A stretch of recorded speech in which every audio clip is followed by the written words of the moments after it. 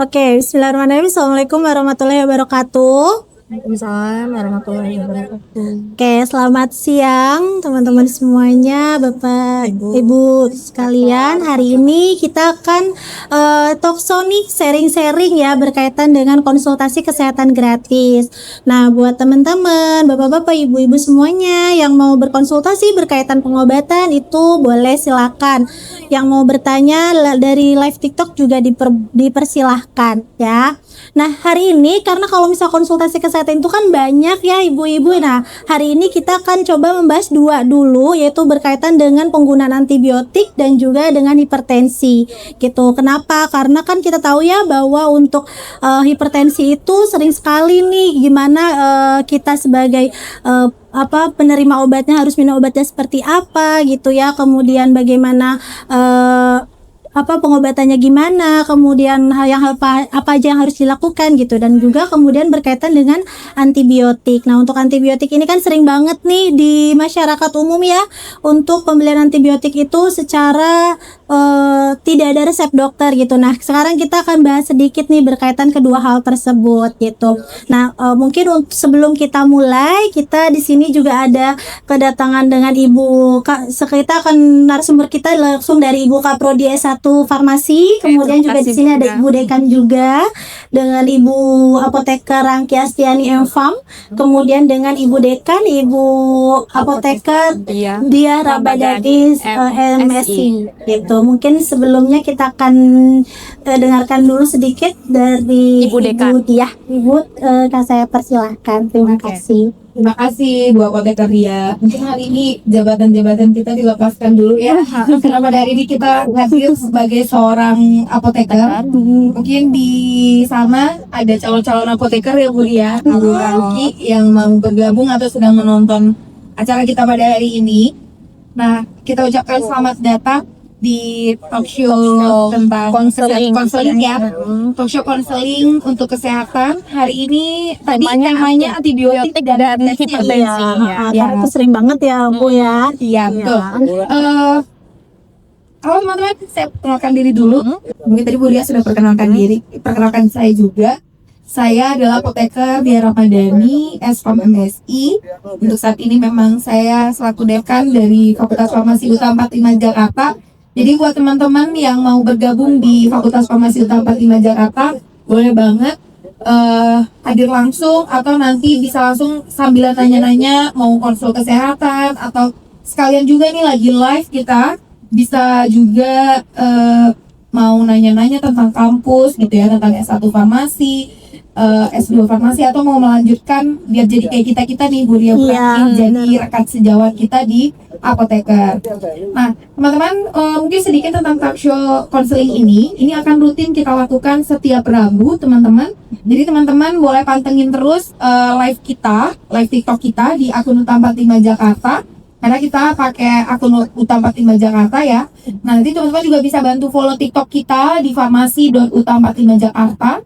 Nah, untuk talk show konseling ini pastinya tiap minggu itu temanya beda-beda Bu Ria. Iya, benar banget, beda-beda pasti. Ya, jadi tema-temanya itu tentang masalah-masalah kesehatan atau isu-isu kesehatan yang lagi marak dibicarakan di masyarakat gitu ya. Yang biasanya deket sama masalah kesehatan teman-teman sekalian, misalnya di rumah atau di lingkungan tempat tinggalnya, tempat kerjanya, itu bisa dikonsultasikan juga di akun live kita. Jadi teman-teman semua jangan lupa setiap Rabu jam 2 siang pantengin live di UTA 45 Jakarta, terutama kalau yang mau konsul masalah kesehatan.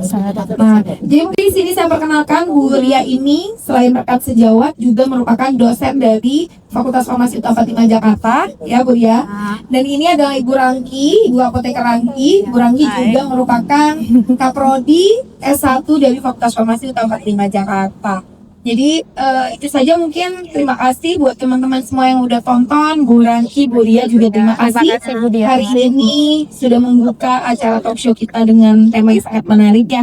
Semoga acara berjalan lancar dan bermanfaat pastinya untuk teman-teman semua dan teman-teman yang Nanti kita hadir salaman ya. pada hari ini. Nanti kita salam. Thank you. Oke, nah tadi udah kita dengerin nih dari Bu Diah ya. Kemudian mungkin untuk mempersingkat waktu kita langsung aja kali ya teman-teman semuanya.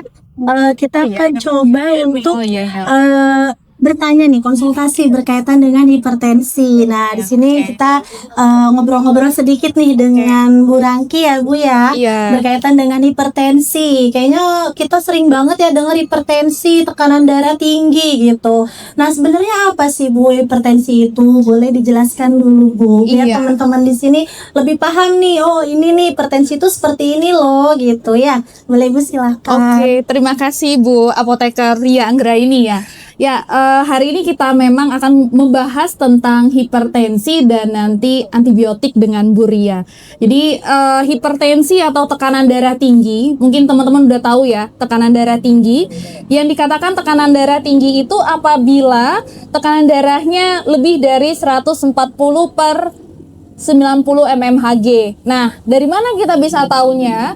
Nanti kita bisa melakukan pengecekan tekanan darah. Nah, kami di sini juga bisa konsultasi dan pengukuran tekanan darah gratis. Jadi bagi teman-teman yang mau, silakan datang ke lapangan bola di UTA 45 Jakarta. Ya, jadi tekanan darah tinggi itu apabila ketika pengecekan tekanan darahnya lebih dari 140 per 90 mmHg, begitu Bu Ria. Oke ya. Bu, berarti kita di sini lengkap ya Bu ya, ada pengecekan gratis juga ya. Iya, betul. Nah, nanti buat para teman-teman nih yang mau pengecekan gitu ya, kemudian ingin konsultasi juga sama kita, itu boleh banget ya. Nanti kita akan bantu juga berkaitan dengan hipertensi itu seperti apa. Iya, oke. Tadi kan kita udah tahu nih Bu, berkaitan dengan hipertensi itu apa ya. Nah, kemudian efek itu kalau untuk obatnya itu gimana sih Bu? Apakah dia memang harus minum obat terus gitu atau seperti apa Bu untuk obatnya itu sendiri? Oke, ya. Jadi memang pertama kita untuk penanganan hipertensi itu pertama kita lakukan pengecekan terlebih dahulu. Setelah itu kita ubah gaya hidup atau kita modifikasi bagaimana gaya hidupnya, seperti dengan diet garam, kemudian tidak merokok, kurangi alkohol dan tidur teratur serta olahraga, dan apabila yang mengalami obesitas bisa diturunkan berat badannya, seperti itu Bu. Jadi kita pertama bisa non obat dulu gitu. Setelah itu kalau misalnya tekanan darahnya masih tinggi dan enggak turun, maka kita bisa lakukan pengobatan seperti itu ya. Nah, nanti biasanya dokter akan memberikan resep gitu ya, dan juga nanti kita apoteker akan men-screening dan cek gitu apakah obatnya sesuai atau tidak dengan kondisi si pasien. Jadi obat-obatnya ada banyak ya Bu Ria ya. Mungkin di masyarakat yang sering tahu nih, misalnya obat amlodipin gitu seperti itu, atau ramipril ya seperti itu ya Bu ya. Jadi obat-obatannya banyak sekali gitu. Oke, berarti sebelum kita minum obat sebenarnya kita bisa non farmakologi dulu Bisa, ya, ya, betul gaya banget. hidup ya. Jadi kalau misalnya kita pengecekan nih gula darah kok tekanan darahnya tinggi, itu bisa dimulai dari modifikasi dulu ya Bu ya, modifikasi dengan non farmakologinya. Oke, baik. Kemudian Bu, tadi kan kita sudah tahu nih Bu untuk obat-obatannya, karena sering banget nih Bu yang jadi pertanyaan masyarakat ya Bu. Kalau misalnya mereka udah minum obat, tapi tuh ngerasa oh tensi saya udah bagus nih, gimana tuh Bu? Apakah boleh tuh Bu obatnya dihentikan atau baiknya seperti apa Bu? Ya, biasanya kan di sini dokter akan memberikan regimen yang sesuai gitu ya Bu ya. Jadi ada time dan waktunya. Nah, itu biasanya sudah bisa konsultasi ke dokter lagi gitu Bu. Apakah sudah bisa diberhentikan atau tidak gitu. Tapi biasanya dokter akan memberikan regimen yang pas. Jadi dengan waktu yang pas. Jadi harus dihabiskan terlebih dahulu seperti itu. Oke. Iya Bu. Jadi prinsipnya kita nggak boleh ya Bu ya langsung menghentikan obatnya. Iya, karena nanti akan menjadi kolaps dengan tekanan darah yang sangat rendah gitu seperti itu, dan itu juga dapat membahayakan bagi si pasien sendiri seperti itu Bu. Jadi kayak takutnya malah jadi efeknya lebih parah lagi gitu ya Bu ya. Iya, betul. Oke, jadi kalau misalnya kita udah minum obat, baiknya ya udah kita lanjutin aja ya, walaupun ngerasa nih oh tubuh ngerasa tuh tekanan darahnya udah bagus nih, kayaknya 2 minggu terakhir udah bagus, udah oke, tapi untuk pengobatannya memang masih harus terus untuk dilanjutkan. Itu seperti itu ya Bu ya. Iya. Oke, baik. Nah, tadi kita udah bahas nih Bu berkaitan dengan obatnya ya, Iya. kemudian cara minum obatnya. Nah, kalau misalnya kita tahu nih Bu untuk gejalanya itu seperti apa Bu kira-kira? Oke, mungkin kalau dari gejala fisik sendiri ya yang biasa dirasakan oleh para penderita hipertensi, yang pertama yaitu pusing atau sakit kepala. Kemudian juga sakit di pundak dan di pinggang seperti itu. Jadi biasanya dan mengalami gangguan tidur seperti itu, Bu. Jadi yang paling jelasnya biasa mengalami sakit kepala seperti itu. Oke, Ya. jadi teman-teman nih kalau misalnya ngerasa sakit kepala terus-menerus gitu ya, beda cerita kalau misalnya lagi pusing hujan, beda ya. Ya. Gitu. Jadi kalau misalnya ngerasa oh kok ini saya nggak ada kenapa-kenapa kok tiba-tiba ngerasa sering pusing nih gitu. Jadi nggak ada masalah kalau misalnya kita cek kesehatan ya, karena yang tahu tentang tubuh kita pasti fisik kita sendiri, jadi kita harus aware juga nih buat diri kita sendiri. Oke. Ibu tadi berkaitan dengan obat-obatan dokter ya Bu ya. Kemudian kalau obat herbalnya ada nggak sih Bu kira-kira biar kita untuk mencegah nih Bu, karena biasanya masyarakat itu kayaknya bosan gitu ya untuk minum obat kimia terus gitu. Nah, kita sebagai farmasi kan boleh ya Bu ya merekomendasikan ya Iya, selain boleh. dari obat kimia, kita juga bisa merekomendasikan berkaitan dengan obat-obatan herbal ya Bu ya. gitu ya. Oke, kira-kira seperti apa Bu untuk obat herbalnya? Oke ya, kalau untuk obat herbal yang biasanya ada di rumah nih ya, yang bisa disiapkan oleh teman-teman, yang pertama bisa bikin jus seledri. Jadi bisa seledri diambil secukupnya, segenggam, kemudian dibuat jus seperti itu. Dan itu bisa diminum 3 hari sekali seperti itu ya. Kemudian juga bisa ada bumbu dapur, bawang putih gitu ya. Jadi bisa gunakan makan bawang putih, itu bisa membantu penurunan tekanan darah. Karena berdasarkan penelitian dan juga jurnal, bawang putih dan seledri dapat menurunkan tekanan darah. Seperti itu Bu Ria. Oke, Ya, oke. menarik sekali ya Bu ya. Berarti bisa menggunakan jus seledri nih teman-teman. Jadi kalau misalnya ada orang tuanya mungkin ya. Tapi kalau misal untuk obat herbal ini sendiri nggak langsung menghentikan obat kimia kan ya Bu ya? Oh, enggak. Ya. Ya, betul. Oke, terima kasih Bu Ria. Iya benar. Nah, jadi nggak selalu untuk obat herbalnya aja, tapi mungkin obat herbal ini bisa ditambahkan ya teman-teman untuk meningkatkan dari efektivitas terapi obat. Tapi kalau misalnya untuk terapi obatnya itu sendiri, mungkin kita tidak boleh langsung untuk menghentikan ya. Seperti tadi juga sudah dipaparkan oleh Ibu Rangki berkaitan dengan pengobatan hipertensi itu sendiri, itu kita tidak boleh langsung menghentikan. Jadi harus ada konsultasi terlebih dahulu untuk menghentikan pengobatan tersebut. Nah, jadi untuk jus seledrinya itu boleh dipakein gula nggak Bu? Kira-kira nih Bu? Padahal kan Nggak kayak usah, rasanya kita nggak yang enak fresh gitu. aja ya Bu Yang Ria. fresh Iya, aja yang ya. fresh aja Oke. seperti itu. Ya. Teman-teman, jadi untuk jus seledrinya itu dibuat dengan freshnya aja ya gitu. Jadi Oke. tanpa harus menggunakan bahan tambahan lain seperti itu. Oke, baik. Mungkin untuk Teman-teman, ya buat teman-teman nih, tadi udah kita dengerin nih share-share dari Ibu Rangki ya berkaitan mau dengan ditanya tentang antibiotik. hipertensi. Ada nggak nih yang mau ditanyakan dulu dari teman-teman? Nama saya Sylvia, Bu, mau tanya. Kalau obat hipertensi itu kan diminum setiap hari ya, Bu. Mm-mm. Dan sebenarnya ada nggak sih Bu hubungannya sama gagal ginjal? Karena banyak banget masyarakat ini yang masih berpikir kalau misalkan obat hipertensi itu diminum tiap hari akan mengakibatkan gagal ginjal. Gitu sih pertanyaannya. Oke, ya terima kasih. Oke. Ya dengan Terima kasih. adik siapa? Siapa namanya Bu? Oh ya, Sylvie. dengan Coba Mbak nanti Sylvia. sekalian. Nah, Oke. pertanyaan Buka pertanyaan. Oke, Iya. pertanyaannya lagi ada lagi yang mau ditanyakan dari teman-teman yang ada di sini? Jadi kan kalau misalnya hipertensi tuh istilahnya tuh kayak silent killer gitu ya, Bu. Benar. Kayak, dia tuh nggak kelihatan, tapi kalau misalnya ditumpuk tuh jadi kayak besar gitu.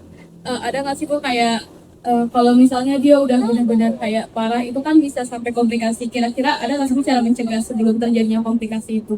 Oke, baik. Terima kasih, Suta ya. Oke, Oke. Kak, ini pertanyaannya bagus-bagus nih, Kak, yang sering ada di masyarakat ya. Pasti jadi pertanyaan juga nih buat mereka. Gimana nih, Kak? Kira-kira, Kak? Tadi berkaitan dengan yang pertama, mengarah ke fungsi ginjal ya, sama yang kedua untuk mencegah komplikasi gimana nih, Kak? Karena kan sering ya silent treatment ya. Silent killer, maaf. Ya. Aduh, ibunya lagi di silent treatment ya. Iya, tapi galau jadinya. Jangan dong, jangan ya. Iya, Nggak boleh galau. Oke, jadi gimana Kak? Boleh Oke, ya. dipersilakan untuk Ibu Rangki menjelaskan ya. Terima kasih. Ya, terima kasih. Yang pertama dari Sylvia. Jadi, apakah obat-obat hipertensi itu dapat menyebabkan penurunan fungsi ginjal? Ya, jadi memang tidak semua obat hipertensi ya dapat menurunkan fungsi ginjal. Tapi memang ada beberapa obat yang ekskresinya secara farmakokinetik itu besar di ginjal, seperti golongan furosemid ya, seperti golongan diuretik, furosemid itu yang diekskresikan lebih dari 60% di ginjal, dan itu lama-kelamaan apabila kita tidak maintenance fungsi ginjal itu dapat menurunkan fungsi ginjal. Tetapi itu dalam waktu yang cukup lama. Makanya ketika kita menggunakan obat, yang pertama kita harus tepat dosisnya. Jadi dosisnya harus tepat, waktu penggunaan juga tepat, dan juga harus maintenance tubuh gitu ya dengan baik, dengan olahraga, kemudian makan minum air putih yang cukup, dan juga makan makanan 4 sehat 5 sempurna, seperti itu ya, seperti itu ya Sylvia. Oke, terima kasih. Jadi sebenarnya untuk terapinya itu sendiri perlu ada non farmakologi juga ya. Jadi bukan hanya terapi farmakologi juga ya Bu ya. Oke, kemudian pertanyaan selanjutnya dari Suta Bu, berkaitan dengan tadi.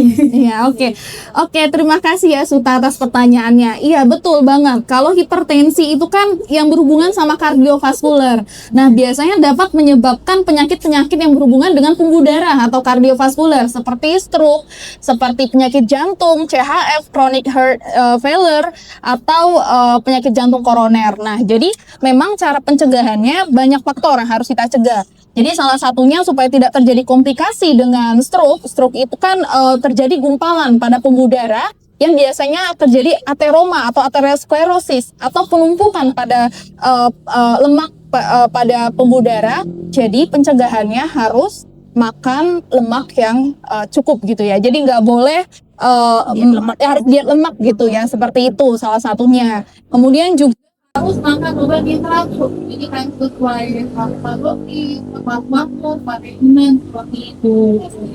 Ya, jadi memang terapi hipertensi ini harus dilakukan dengan rutin gitu ya, karena memang hipertensi ini merupakan penyakit yang umum hidup gitu ya. Jadi yang harus di-maintenance sampai akhir seperti itu. Selain itu juga kita harus maintenance juga, kita harus atur juga bagaimana fungsi ginjal dan fungsi hati, karena memang rata-rata semua obat itu kan diekspresikan di ginjal. Jadi kalau kita nggak hati-hati menggunakan obat, itu nanti bisa berpengaruh pada ginjal. Seperti itu. Terima kasih pertanyaannya adik saya.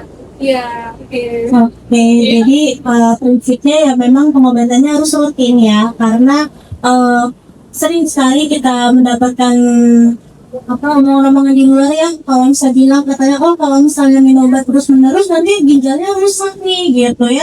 Jadi itulah yang kadang membuat masyarakat itu tidak mau untuk menggunakan obat secara rutin ya. Nah tapi ini malah justru kebalikannya ya. Jadi kalau misalnya kita tidak rutin dalam minum obat, jadi kan aliran darah itu kan resiko tekanan darah yang salah satunya adalah ada ekspresi di bagian ginjal ya. Kalau misalnya tekanan darahnya terus tinggi, otomatis dia akan mengalami komplikasi di tempat yang lain gitu.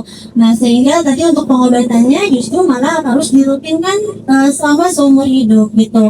Nah apakah tensi itu bisa disembuhkan atau enggak ya, sebenarnya untuk sembuh atau enggak kita biasa konsul dulu sama dokternya gitu ya. Biasa dokter akan pertama menurunkan dulu dosisnya kali ya Bu ya, sebelum menghentikan pengobatannya gitu. Jadi perlu sekali bahwa untuk pengobatan hipertensi itu diminum secara rutin gitu, dan melakukan konsultasi juga ya Bu ya, pastinya ya Bu ya, bersama dengan bersama dengan apoteker ataupun dengan dokter yang merawat kita gitu. Mungkin seperti itu Ibu berkaitan dengan hipertensi ya. Oke, terima kasih Bu ya. Oke, terima kasih kembali. Iya, sekarang kita masih ada waktu nih teman-teman. Jadi tadi kan Bunda udah buka ya, kalau misalnya kita akan bahas tentang hipertensi dan juga antibiotik. Nah, sekarang kita masuk ke sesi antibiotik nih. Jadi bagi teman-teman yang mau nanya nih tentang antibiotik, karena kita tahu ya selama ini sering banget antibiotik itu dibeli tanpa resep, tiba-tiba datang ke apotek terus mau beli amoxicillin, nah itu boleh nggak gitu. Nah sekarang kita tanya nih ke Bumi ya, yang memang bidang ahlinya dari penelitian-penelitiannya itu di bidang antibiotik ya. Jadi pertama tentang antibiotik itu apa sih gitu ya? Iya nih, sering banget ya Bu ya kita dengerin antibiotik gitu ya, apa-apa ke apotek belinya antibiotik gitu, sakit radang belinya antibiotik gitu ya Bu. Mungkin nanti lama-lama sakit hati belinya antibiotik Bu, bener. Nah jadi kita harus tahu dulu nih antibiotik itu apa sih gitu ya. Jadi teman-teman, untuk antibiotik itu adalah suatu obat yang memang dia diperuntukkan untuk membunuh bakteri ya, infeksi bakteri. Nah di sini kita hanya membunuh infeksi bakterinya aja gitu untuk antibiotik ini gitu. Jadi kalau misalnya ada pasien yang terinfeksi virus, kemudian infeksi jamur, itu tidak efektif sebenarnya ya untuk pemberian antibiotik ini sendiri. Seperti itu sih Bu, kalau misalnya definisi sederhananya. Jadi antibiotik cuma bisa untuk bakteri ini ya Bu. Iya, Kalau misalnya betul. itu bakteri itu sebenarnya nggak bisa ya Bu. Iya sebenarnya. Oke, jadi jangan sampai salah terapi ya teman-teman ya. Sebenarnya semua infeksi itu perlu antibiotik nggak Ibu ya? Nah, Ya nih Bu, yang sering juga nih ya Bu yang ditanyain ya, semua infeksi perlu nggak sih antibiotik gitu? Tadi seperti pemaparan saya di awal bahwa untuk antibiotik itu sendiri dia untuk membunuh bakterinya teman-teman. Jadi untuk infeksi jamur, kemudian infeksi virus seperti kita flu gitu ya, flu itu kan sebenarnya virus ya Bu ya. Nah jadi untuk infeksi virus ini sebenarnya tidak efektif pemberian antibiotik gitu. Kemudian kalau misalnya kita terinfeksi jamur itu juga tidak efektif untuk diberikan antibiotik gitu. Nah, kalau misalnya untuk antibiotik itu sendiri juga itu spesifik banget ya Bu untuk si bakterinya gitu. jadi kita nggak boleh sembarangan menggunakan antibiotik ya Bu ya. Benar banget Bu. Jadi gimana ya kalau antibiotik itu apakah harus melakukan pemeriksaan tes bakterinya juga atau gimana biasanya Bu? Biasanya. Oke, nah baik. Jadi kalau misalnya kita nih datang ke fasilitas kesehatan gitu ya, biasanya dokter akan melihat dulu nih apakah pasien ini perlu nggak nih pemberian antibiotik gitu ya. Nah di sini antibiotik itu sebenarnya ada yang bersifat empiris teman-teman. Nah jadi apa sih antibiotik empiris? Jadi antibiotik ini adalah antibiotik yang memang dia banyak untuk membunuh bakteri gitu. Jadi sebenarnya di dunia ini banyak banget membunuh bakteri gitu ya. Infeksi manusia itu banyak sekali jenis bakteri. Nah, dengan banyaknya jenis bakteri itu untuk pemberian antibiotik juga perlu adanya spesifikasi gitu. Nah, ada di sini namanya terapi empiris. Jadi biasanya dokter akan memberikan terapi antibiotik dengan spektrum yang luas gitu. Jadi dia bisa membunuh banyak jenis bakteri seperti itu sih Bu. Oke, terima kasih ya. Oh ya, seperti teman-teman ada yang mau bertanya? Oke, ini lagi teman-teman ada yang mau bertanya Pak? Bertanya Terima kasih Bu, saya Sylvia mau bertanya lagi mengenai antibiotik. Oke. Nah, sebenarnya di masyarakat kita ini kan banyak banget yang masih bisa dapat antibiotik tanpa resep dari dokter ya. Dan apoteknya sendiri pun kadang masih leluasa untuk ngasih nih, walaupun tahu ini si antibiotik itu nggak ada resep dokternya. Yang menurut Ibu sendiri, apa hal-hal yang bisa diberikan atau hal-hal yang menurut Ibu cara efektif juga untuk menghentikan yang tadi gitu Bu, yang kalau kita beli resep tanpa kita beli antibiotik tanpa resep dari dokter gitu. Iya, takutnya kan kita resistensi ya Bu. Orang-orang kan beli antibiotik itu lagi karena merasa setelah minum obat itu mereka sembuh gitu. Jadi mereka beli juga. Karena pola-pola antibiotik. Antibiotik yang sering dibeli bebas ya. Oke. Nah kalau misalnya seperti itu mungkin kalau kita mengendalikan secara, kita mulai dari diri kita sendiri gitu. Pertama kita sebagai masyarakat ya pada umumnya, tadi kan sudah saya jelaskan bahwa antibiotik itu dia hanya untuk bakteri saja spesifikasinya. Dan di sini kita antibakteri itu ada yang bersifat bakterisid, ada yang bersifat bakteriostatik. Nah jadi kalau misalnya bakteriosid itu adalah antibakteri atau antibiotik yang membunuh langsung si bakterinya. Nah, kalau misalnya si bakteriostatik, dia hanya menghambat aja. Jadi nanti dibantu oleh sistem imun untuk dibersihkan atau dihilangkan gitu. Nah, kalau misalnya kita tahu konsep seperti itu, berarti kan kita tidak bisa nih langsung menyalahkan, oh kita mau pakai antibiotik ini nih gitu, karena sebelumnya udah sembuh. Karena kan kita nggak tahu nih, apakah penyakit kita ini sama nggak sama yang sebelumnya, seperti itu. Jadi pengetahuan terkait antibiotik itu juga perlu, karena untuk tadi kita mulai dari diri kita sendiri untuk bijak terhadap tubuh kita sendiri ya, dan juga terutama tubuh keluarga juga gitu ya. Nah, jadi kenapa kita adain sharing nih Bu? Jadi biar kita paham nih, oh ternyata antibiotik itu spesifik itu loh gitu untuk diberikan seperti itu. Dan sebenarnya kalau misalnya dari gejala gitu ya, nggak semuanya itu perlu antibiotik ya Bu ya gitu. Jadi ada juga yang kayak tadi misalnya infeksi peradangan gitu ya, itu mungkin bisa juga disebabkan karena virus gitu. Nah, untuk virus sendiri sebenarnya untuk virus itu kalau misalnya dia masih ringan gitu ya, virus itu sebenarnya bisa dihentikan oleh sistem pertahanan tubuh kita sendiri gitu.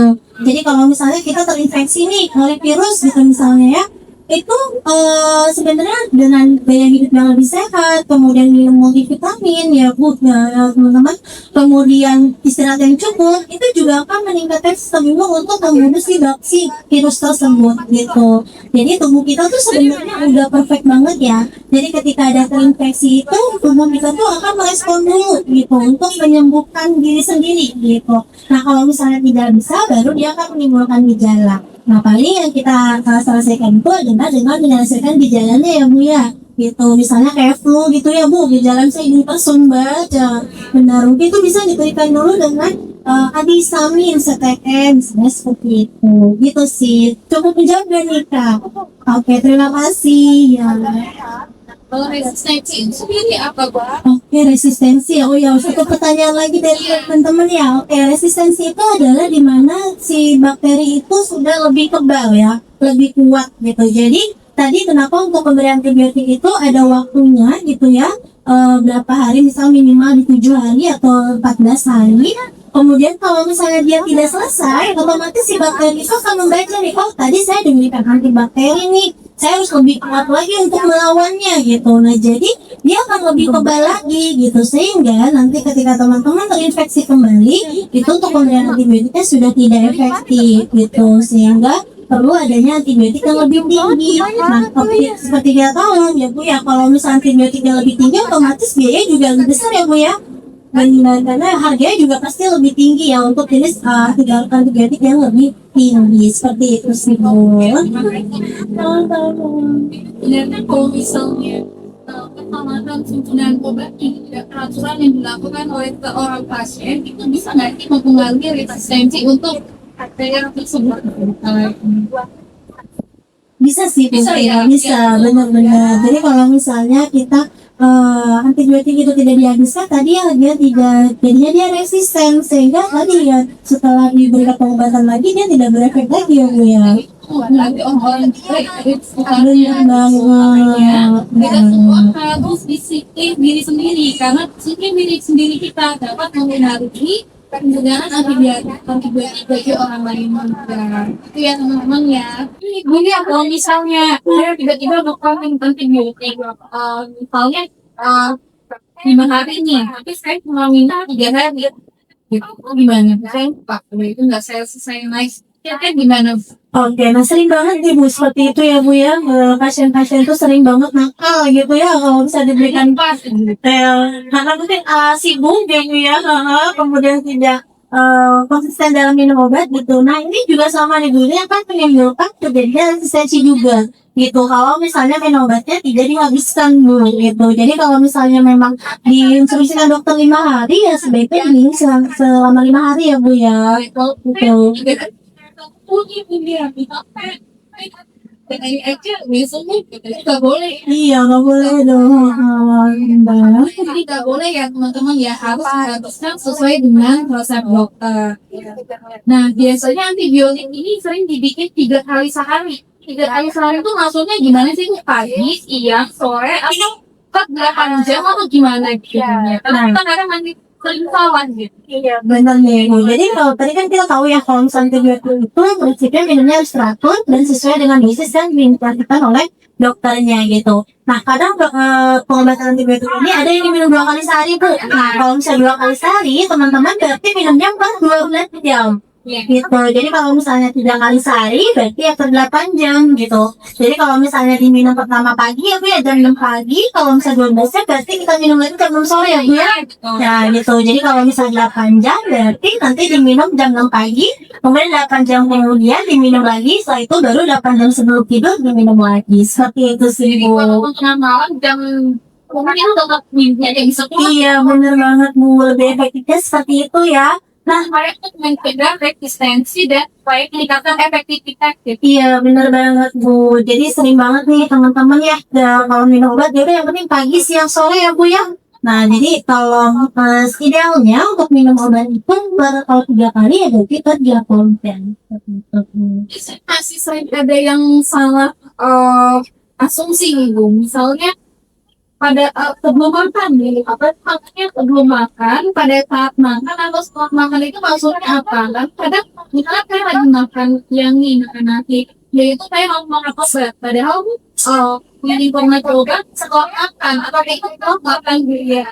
Nah iya jadi sering juga nih teman-teman ya. Kalau misalnya diminum sebelum makan, itu efektifnya adalah 2 atau 1 jam sebelum makan. Ya, jadi sebelum teman-teman makan itu 1 atau 2 atau 1 jam sebelum makan itu boleh diminum. Atau kalau misalnya lupa nih teman-teman udah makan, terus lupa minum obat sebelum makan ya, berarti boleh 2 jam setelah makan gitu. Kemudian kalau misalnya saat makan, definisi saat makan itu nggak selalu kayak kita habis lagi makan soto nih, lagi enak-enak makan soto gitu ya, terus tiba-tiba minum obat gitu ya Bu ya, terus lanjut lagi itu sebenarnya boleh, tapi boleh juga setelah makan langsung diminum obatnya itu masih gak masalah gitu. Nah kemudian kalau misalnya setelah makan ya berarti setengah jam setelah makan tersebut gitu. Iya jadi seperti itu Bu. Itu sering banget ya Bu ya. Jadi bener-bener. Oke. Terima kasih Bu Ria. Terima kasih kembali Bu. Ibu ada nanya, Oke. rekomendasi obat mual apa?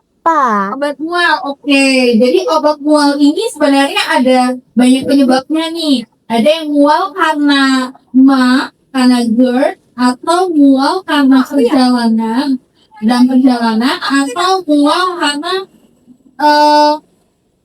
lagi tidak enak badan gitu ya. Ih, beda-beda ya dia.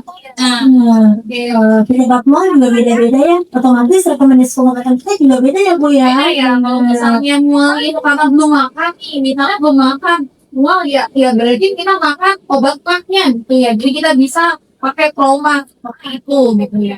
Tapi kalau untuk obat mual yang umum itu kita pakai apa ya?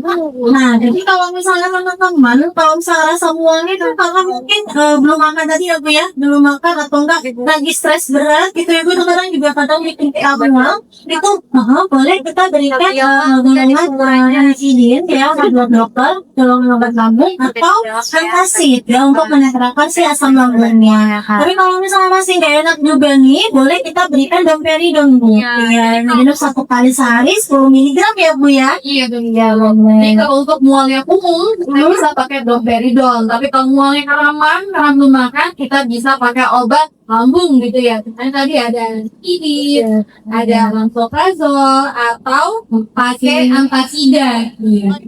Ya Oke. boleh, Ronda. Nah, sebenarnya bagus atau enggaknya pengobatan itu Tergantung. bukan tergantung dari ini mereknya bagus nih, ini enggak nih. Nah, bukan ya. Jadi teman-teman, semua pengobatan itu memiliki mekanisme obat masing-masing.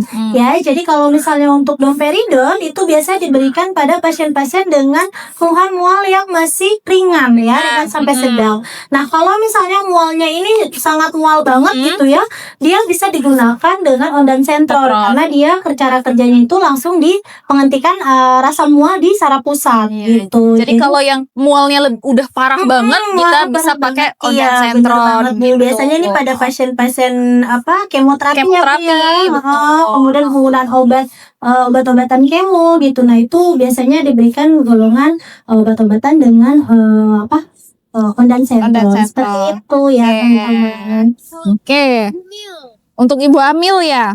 Ya, jadi berarti kalau untuk ibu hamil kita harus cari obat yang termasuk kategori A atau B ya Bu Ria ya. Benar. Mm. Jadi kalau misalnya untuk ibu hamil itu biasanya dokter meresepkan dulu domperidon teman-teman gitu. Dan dia juga sebenarnya domperidon ini bukan hanya untuk mual ya. Kalau misalnya pada ibu setelah melahirkan itu biasanya juga digunakan untuk meningkatkan dari ASI-nya gitu. Itu juga bisa diberikan domperidon untuk meningkatkan ASI-nya seperti itu. Jadi misalnya dokter ada pemberian off label-nya nih Bu untuk pemberian domperidon itu Iya, sendiri. karena dia memang gitu. untuk mual yang ringan gitu ya, Bu. Benar, Ya, benar. betul. Ya. Oh ya, kalau lagi diare ya. Ya, jadi diarenya itu jadi yang dikatakan diare itu apabila sehari lebih dari 5 kali ya. Pertama itu dulu. Jadi dan konsistensinya cair dan juga kadang bisa berbau, berlendir dan kadang berwarna hijau gitu ya. Nah, kalau misalnya sudah dalam kondisi seperti itu, kita perlu pengobatan gitu supaya menghindari, jadi pengobatan ringan itu dengan oralit ya Bu ya. Jadi dengan salah satunya yang bisa nih disiapin di rumah itu dengan oralit. Nah, kalau penggunaan dari ini sendiri apa tadi air kelapa ya, sebenarnya boleh untuk sebenarnya air kelapa itu untuk menambah elektrolit. Karena apa? Karena biasanya orang diare itu cairannya banyak keluar. Jadi jangan sampai dehidrasi gitu ya. Jadi jangan sampai dehidrasi. Boleh saja kita gunakan air kelapa, tetapi tetap harus menggunakan terapi pengobatan juga seperti oralit supaya apa? Supaya lebih cepat gitu ya kinerjanya. Karena kalau sesuatu yang dari alam gitu ya, dari buah-buahan atau mungkin tadi dari tanaman, seledri atau bawang itu memiliki waktu yang lama untuk bereaksi ke tubuh seperti itu. Jadi yang penting jangan sampai dehidrasi aja ya gitu. Jadi untuk terapinya masih tetap harus menggunakan oralit gitu Bu, ya. Itu untuk penanganan ya. pertama. Benar. Ya. Prednisolon itu termasuk ke dalam obat ini ya, steroid gitu ya. Jadi itu termasuk ke dalam obat SID, steroid anti-inflammation drug gitu ya. Itu biasanya untuk obat anti-inflamasi ya, bisa untuk asma atau sakit radang tenggorokan gitu ya, seperti itu. Nah, kenapa bisa menyebabkan moonfest? Karena dia itu mempengaruhi sistem cairan yang ada di tubuh. Dia menyebabkan retensi air gitu ya di dalam tubuh sehingga menyebabkan efek moonfest gitu ya. Dan juga kita harus perhatikan juga obat-obat golongan steroid ini itu apabila digunakan dalam jangka waktu yang lama dapat menyebabkan gangguan pada tulang yaitu osteoporosis. Itulah kenapa biasanya orang-orang yang sakit asma yang menggunakan methylprednisolone jangka panjang biasanya kita kombinasikan juga dengan vitamin untuk tulang. Ya, jadi biasanya dikombinasikan dengan vitamin D ya untuk mencegah osteoporosis seperti itu.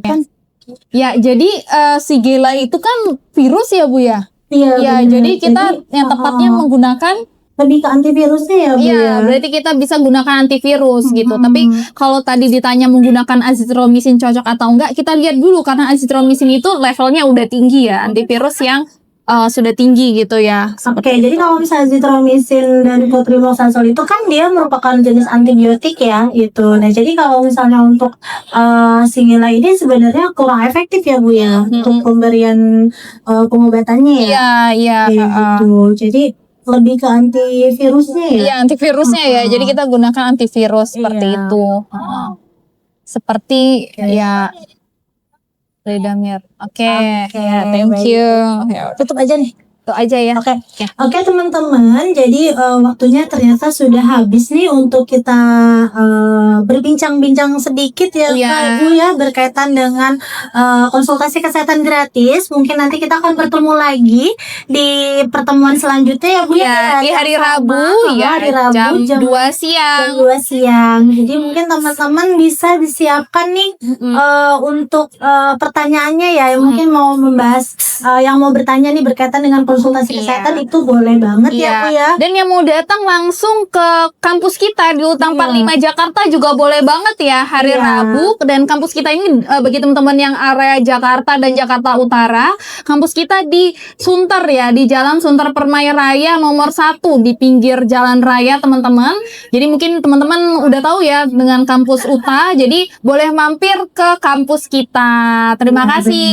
Dan naik busnya juga bisa ya Bu ya. Iya bisa banget Naik karena busnya ada juga juga. bisa turun langsung di sini teman-teman. Jadi Iya. kalau misalnya teman-teman ada yang tertarik untuk datang langsung itu boleh banget. Boleh ya, Bu, banget ya. gitu ya. Jadi aksesnya sangat mudah gitu ya teman-teman. Benar. Oke. Oke, mungkin Terima itu saja kasih. dari kami. Saya sang apoteker Yandani. Dan saya bersama apoteker Rangki Astiani. Ya, terima kasih untuk perhatiannya teman-teman. Sampai ketemu lagi di segmen selanjutnya. Bye-bye. Bye bye.